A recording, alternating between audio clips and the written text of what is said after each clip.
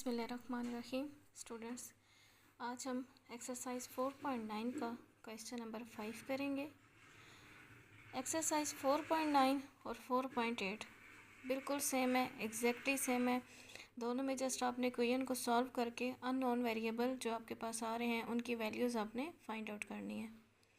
Exercise 4.9 के question number 5 से onward थोड़ी बहुत कॉम्प्लिकेशन इस तरह से हैं कि हमारे पास मिक्स वेरिएबल इक्वेशंस भी आ रही हैं, तो उनमें से हम किस तरह से एक वेरिएबल की वैल्यू फाइंड करके दूसरे की फाइंड करेंगे और एंड पे सॉल्यूशन सेट बनाएंगे, वो तमाम काम हम इस क्वेश्चन के थ्रू सीखेंगे। इस क्वेश्चन को ध्यान से समझना है, जितने भी अगले क्वेश्चंस हैं वो इसी मेथड पे आप इजीली कर सकेंगे।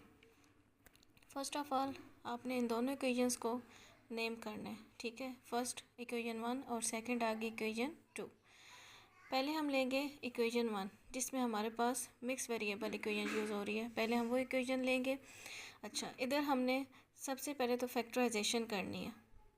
आपको ऐसे दो नंबर्स चाहिए जिनको मल्टीप्लाई करें तो 144 आए और प्लस माइनस करें तो आपके पास माइनस का 25 आए। तो हमने यहाँ पे दो नंबर ले लिए 16 एंड 9, इनको मल्टीप्लाई करेंगे तो हमारे पास आएगा 144 और जब इनको हम प्लस करेंगे तो हमारे पास आएगा 25। लेकिन 16 जो है बड़ी टर्म है, इसके साथ माइनस का साइन है तो हमारे पास आएगा -25। यहाँ तक बात होगी इसके फैक्टर्स की।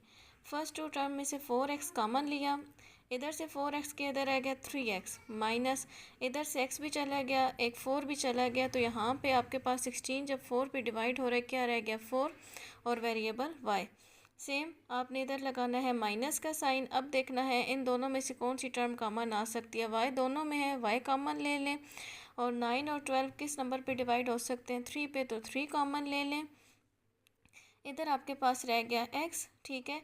और 9 जब 3 पे डिवाइड हो रहा है तो आ गया 3, माइनस कॉमन लिया है तो प्लस माइनस माइनस, ठीक है।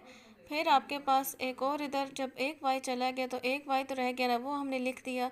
जब 12 3 पे डिवाइड हो रहा है तो इधर रह गया 4। अब इस पूरे में से आप देखें तो आपके पास कौन सा फैक्टर कॉमन आ रहा है 3x माइनस 4y, पीछे रह गया 4x माइनस 3y। इन दोनों ऑर्डर पेयर्स को आप क्या करेंगे सेपरेटली इक्वल टू 0 रखेंगे। जब इक्वल टू 0 रखेंगे तो आपके पास जो फर्स्ट वाली टर्म है, नेक्स्ट हमने दोनों इक्वेशंस को जब सेपरेटली इक्वल टू 0 कर लिया है तो हम एकदम से एक इक्वेशन दोनों को इकट्ठे सॉल्व नहीं करेंगे, ठीक है। पहले हमने क्या किया 3x माइनस 4y की इक्वल टू 0 रखा, ठीक है। तो 3x equal to 4y, both side पे 3 से डिवाइड करेंगे, x इक्वल्स टू आगे 4/3 ऑफ y। सेम लाइक अगली ये भी क्वेश्चन सॉल्व करेंगे, इसमें से भी x की वैल्यू फाइंड करेंगे। अब हमने उससे अगला स्टेप क्या करना है, हम इन दोनों में से पहले एक वैल्यू लेंगे, उससे हम अपने ऑर्डर पेयर्स फाइंड कर लेंगे, सॉल्यूशन सेट निकालेंगे, फिर हम दूसरी वैल्यू लेके उससे अपना सॉल्यूशन सेट निकालेंगे, ठीक है। पहले हमने वैल्यू ले ली x is equal to 4/3 of y। अब हम क्या करेंगे, ये वैल्यूज़ निकाली किस इक्वेशन में से थी 1 में से, तो पुट किस में करनी है 2 में। अब हम ये वाली इक्वेशन लेंगे, इसमें जिधर हमें x नज़र आ रहा है वहाँ पे x की जगह पे हम 4/3y पुट कर देंगे। ये इक्वेशन है 4x², तो हमने 4 बाय रखा, x की जगह x की वैल्यू पुट के और ऊपर स्क्वायर लगा दिया। आगे जो इक्वेशन एज इट इज़ लिख दी 7y² इक्वल टू 148। 4 का स्क्वायर 16, 3 का square 9y² plus 7y² equal to 148। 16 को 4 से मल्टीप्लाई करवाएंगे, नेक्स्ट स्टेप में हम ओवरऑल इक्वेशन को 9 से मल्टीप्लाई करवा देंगे तो हमारे पास ये इक्वेशन आएगी। 64 एंड 63 को प्लस करेंगे 127 आ गया। देन उसके बाद जो अगला स्टेप है इंतहाई ईजी है, जस्ट हमने इसको अब सिंप्लीफाई करना है। y² इक्वल टू आ गया 1332/127। अब इसके बाद सिंप्लीफिकेशन हमने खुद से सोचने क्या करेंगे। मैंने यहाँ पे क्या किया, इसको ब्रेक करके लिख दिया 4 मल्टीप्लाई बाय 333। जब इसको आप मल्टीप्लाई करेंगे यही टर्म बनती है, बिकॉज आगे मुझे इसको सिंप्लीफाई करना था।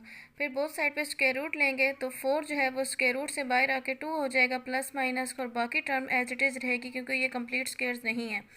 उसके बाद अगर देखें तो मैंने एक और स्टेप किया है, 133 को लिख दिया है 9 मल्टीप्लाई बाय 37।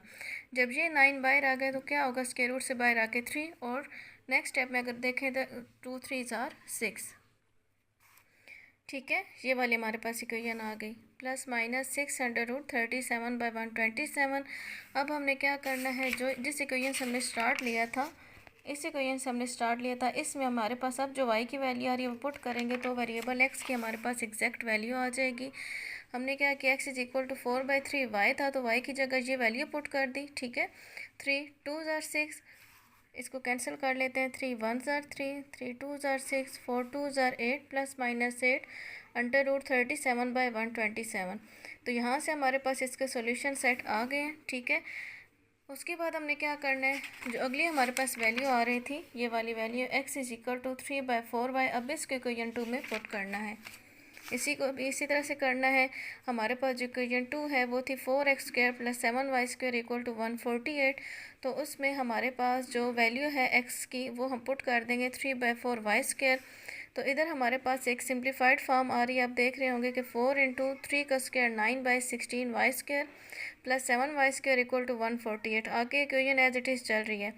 तो 4 जो है 16 से जब कैंसिल हो रहा है तो क्या आ गया यहाँ पे 9/4y² + 7y² equal to 148। Overall equation को 4 से मल्टीप्लाई करेंगे तो ये इक्वेशन बनेगी। फिर 28 और 9 को प्लस करेंगे 37y² आ गया।